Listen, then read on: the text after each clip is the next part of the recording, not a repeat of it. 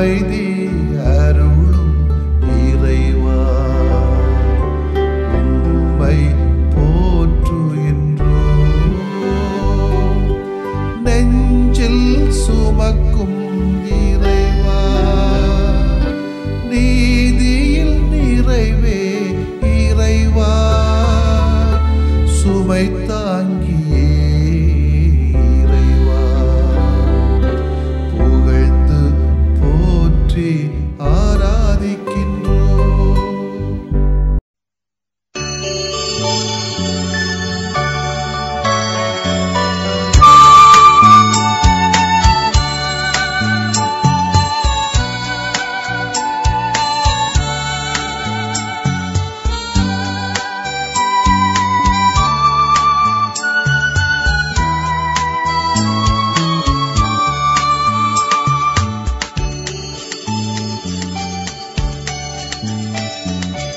உறவாக உணர்வாக உடன் வாழும் என் இயேசுவே, உனதன்பின் சுடராக என் வாழ்வை தொடர்கின்றேன் நான். உறவாக உணர்வாக உடன் வாழும் என் இயேசுவே, உனதன்பின் சுடராக என் வாழ்வை தொடர்கின்றேன் நான்.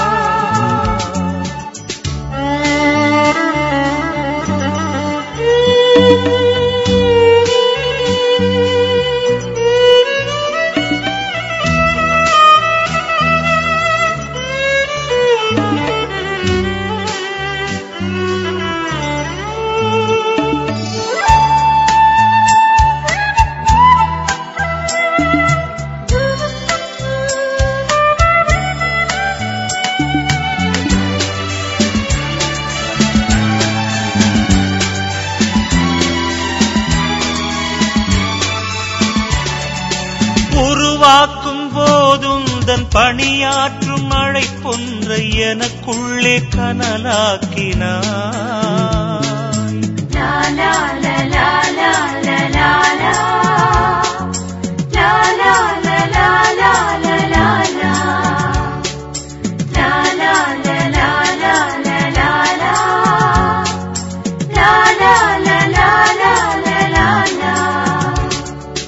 வாழ்வாகும் வழியெல்லாம் விடுதலையின் விதை தூவ உன் வார்த்தை எனில் உரைத்தாயே. லட்சியத்தின் வாழ்வின் இலக்கணமே நீதான், அதற்காக என்னை நானும் தருகின்ற தீதான். உனதாற்றல் நான் கேட்கிறேன், உனதாற்றல் நான் கேட்கிறேன். உறவாக உணர்வாக உடன் வாழும் என் இயேசுவே, உனதன்பின் சுடராக என் வாழ்வை தொடர்கின்றேன் நான். உறவாக உணர்வாக உடன் வாழும் என் இயேசுவே, உனதன்பின் சுடராக என் வாழ்வை தொடர்கின்றேன் நான்.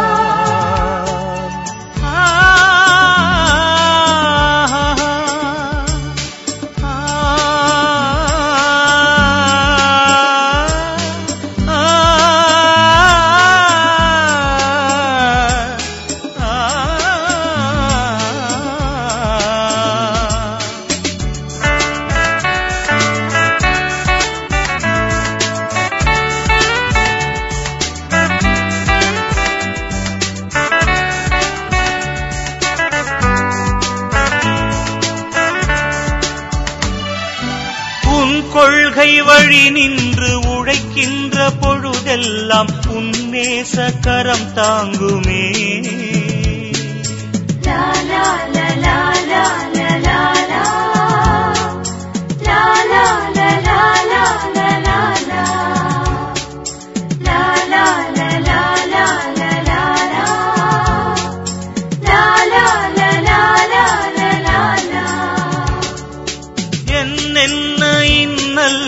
எழுந்தாலும் தடையல்ல உனை நம்பும் என் வாழ்விலே. இழக்கின்ற வாழ்வின் விடைதான் உன் சொந்தம், இறந்தாலும் இரவாது நிலையான பந்தம் உனதாற்றல் நான் கேட்கிறேன், உனதாற்றல் நான் கேட்கிறேன். உறவாக உணர்வாக உடன் வாழும் என் இயேசுவே, உனதன்பின் சுடராக என் வாழ்வை தொடர்கின்றேன் நான். உறவாக உணர்வாக உடன் வாழும் என் இயேசுவே, உனதன்பின் சுடராக என் வாழ்வை தொடர்கின்றேன் நான்.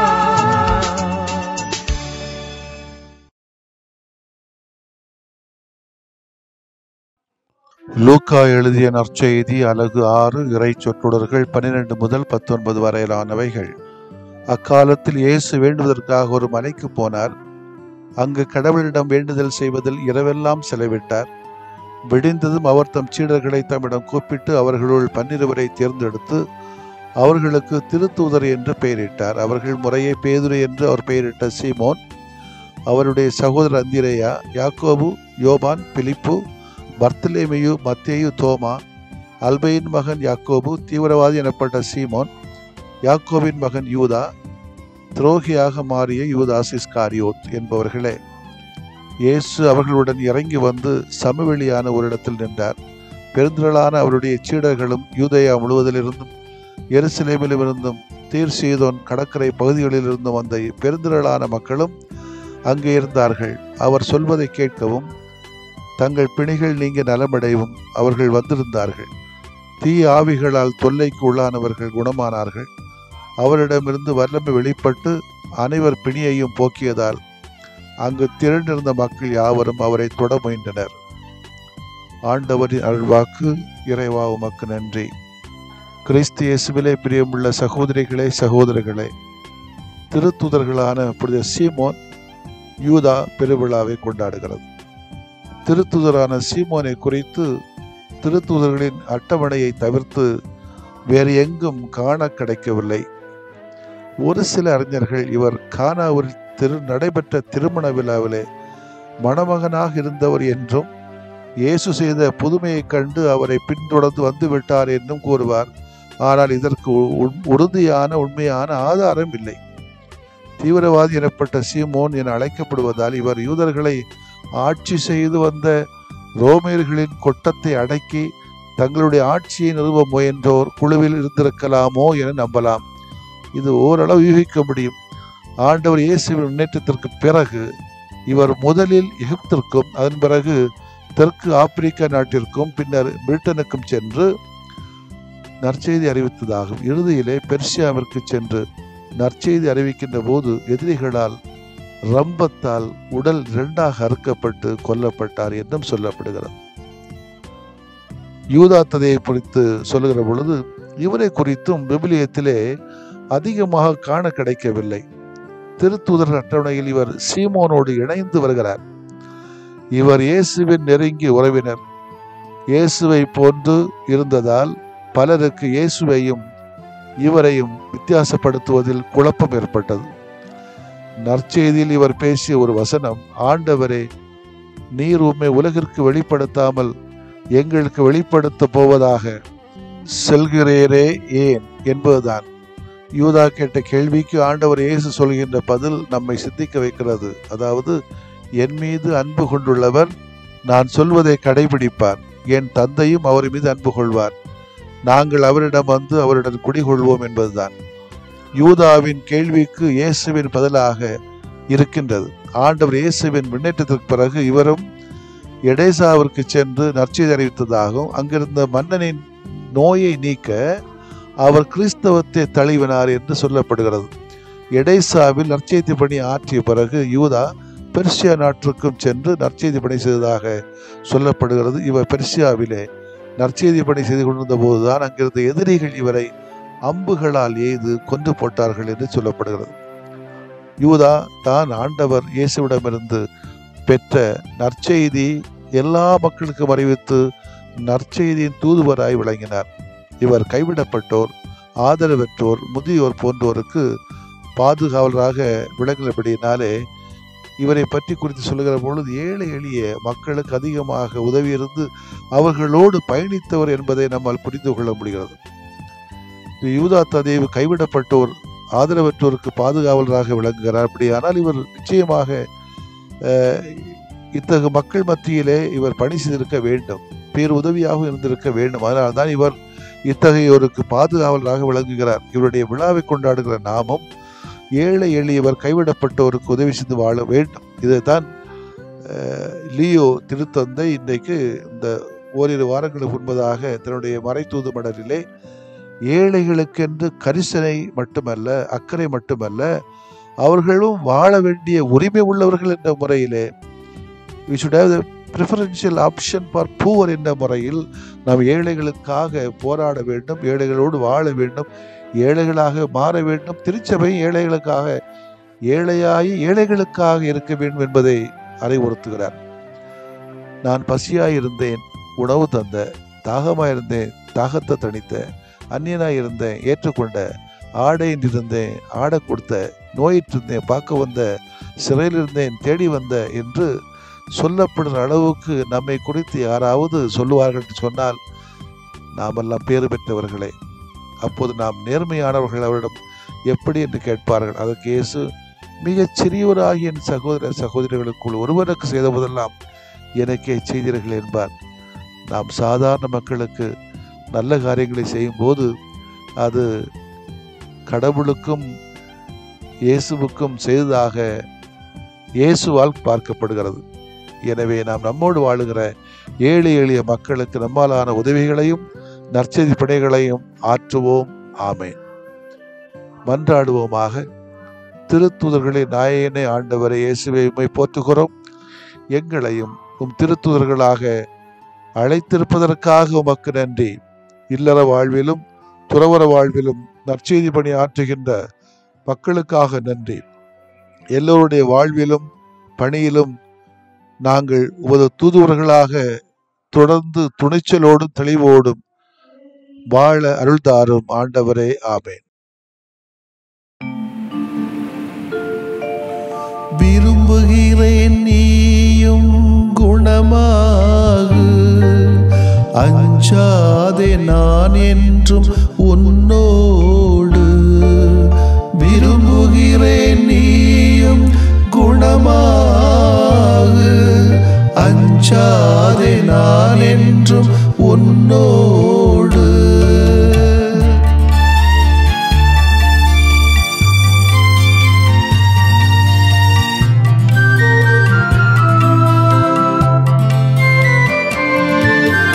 அலையலையாய் துன்பம் வந்த போதிலும்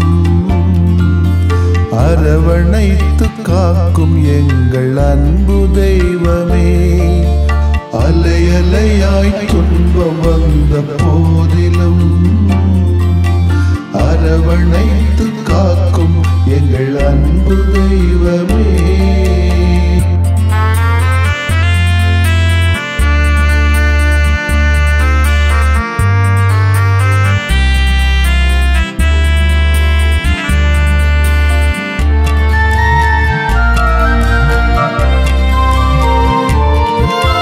கடும் காய்ச்சலால் அவதியுற்றோம் தெய்வமே, உடல் வலியால் நொந்து போனோம் தெய்வமே. கேட்கும் குரல் கேட்ட மக்கு நலம் தாருமே, கேட்கும் குரல் கேட்ட மக்கு நலம் தாருமே. அலையலையாய் துன்பம் வந்த போதிலும் அரவணைத்து காக்கும் எங்கள் அன்பு தெய்வமே.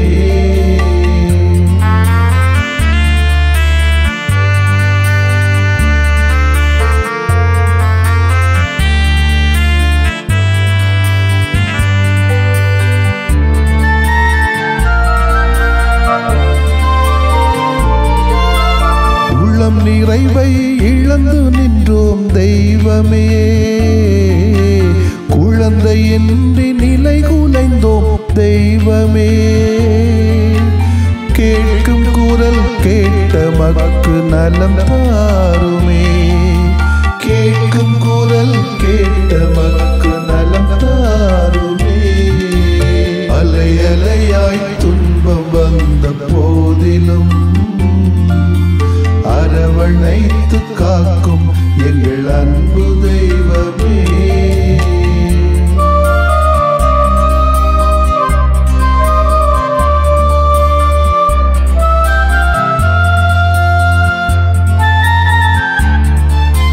குடி போதையில் பேதையானும் தெய்வமே, குடும்ப மகிழ்வை குலைத்து விட்டோம் தெய்வமே. கேட்கும் குரல் கேட்ட மக்கு நலம் தாருமே. கேட்கும் குரல் கேட்ட மக்கு நலம் தாருமே. அலை அலையாய் துன்பம் வந்த போதிலும் அரவணைத்து காக்கும் எங்கள் அன்பு தெய்வமே.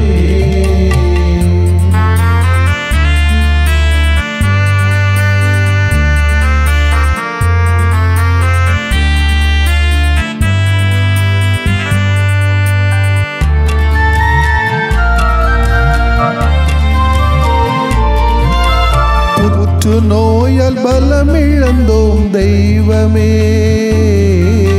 தொற்று நோயால் நிம்மதி இழந்தோம் தெய்வமே. கேட்கும் குரல் கேட்ட மக்கு நலம் தாருமே. கேட்கும் குரல் கேட்ட மக்கு நலம் தாருமே. அலை அலையாய் துன்பம் வந்த போதிலும் அரவணைத்து காக்கும் எங்கள் அன்பு தெய்வமே. அலை அலையாய் துன்பம் வந்த போதிலும் அரவணைத்து காக்கும் எங்கள் அன்பு தெய்வமே.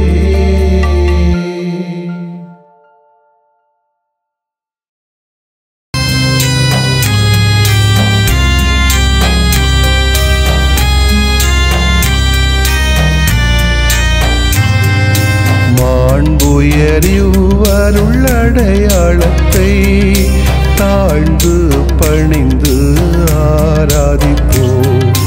பழைய நியம முறைகள் அனைத்தும் இனி மறைந்து முடிவு பெறுக.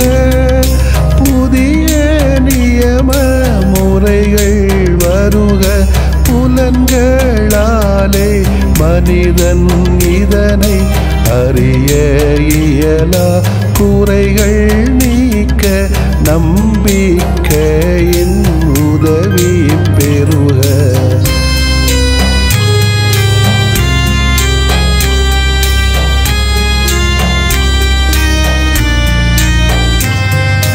தந்தை அவர்க்கும் மகன் அவர்க்கும் புகழ்ச்சியோடு வெற்றியாக்கும்.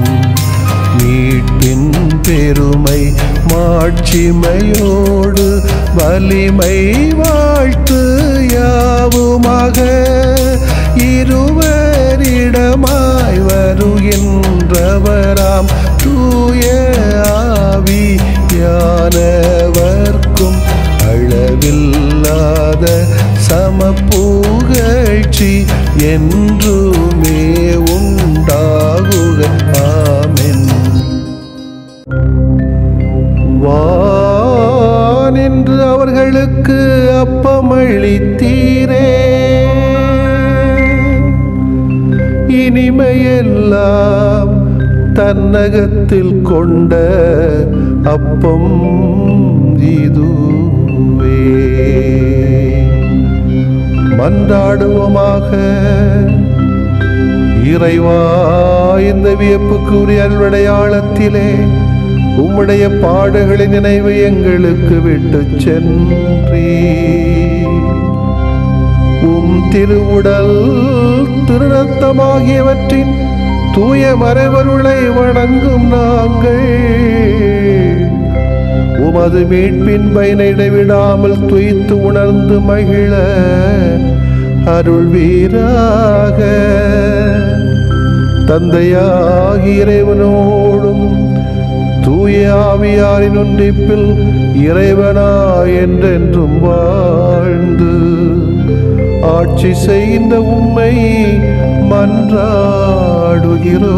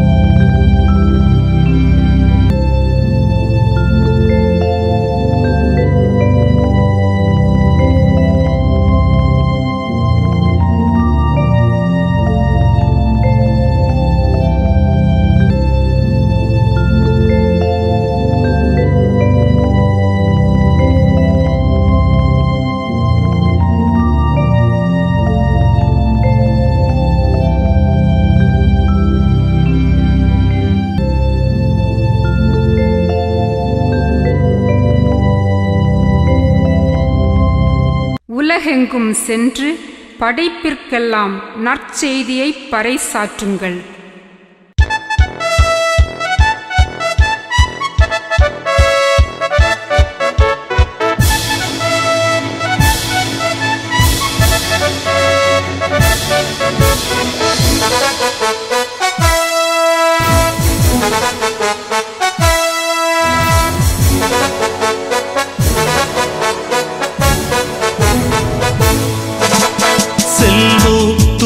செல்வோம் நற்செய்தி தூதர்களாய், ஒளிர்வோம் எங்கும் ஒளிர்வோம் நற்செய்தி தீபங்களாய்.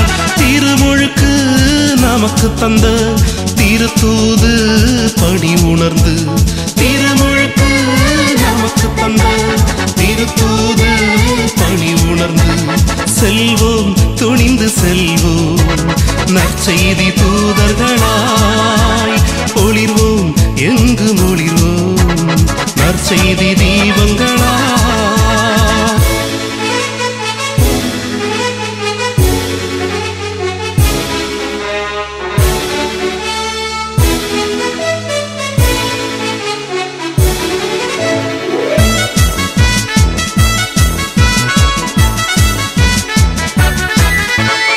உலகமெல்லாம் சென்று நற்செய்தி அறிவித்திடும் உயர் பணி தந்தார் நம் இயேசு. உலகமெல்லாம் சென்று நற்செய்தி அறிவித்திடும் உயர் பணி தந்தார் நம் இயேசு. அதை உளமாற ஏற்று உயிர் வாழும் நாளில், உளமாற ஏற்று உயிர் வாழும் நாளில் உறுதியாய் உழைப்போம், உலகினை வெல்வோம். செல்வோம், துணிந்து செல்வோம் நற்செய்தி தூதர்களாய், ஒளிர்வோம் எங்கும் ஒளிர்வோம் நற்செய்தி தீபங்களாய்.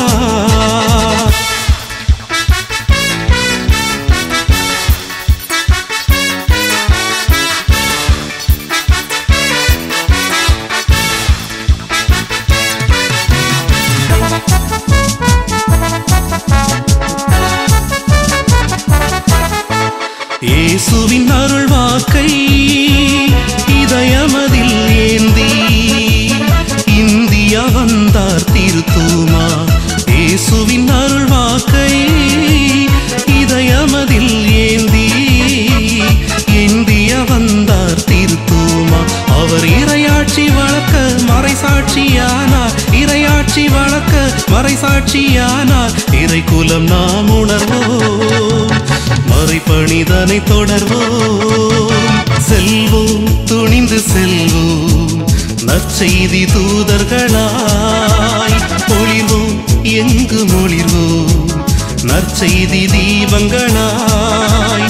திருமுழுக்கு நமக்கு தந்த திருத்தூது பணி உணர்ந்து, திருமுழுக்கு நமக்கு தந்த திருத்தூது பணி உணர்ந்து செல்வோம், துணிந்து செல்வோம், நற்செய்தி தூதர்களாய் ஒளிர்வோம், எங்கும் ஒளிர்வோம், நற்செய்தி தீபங்களாய்.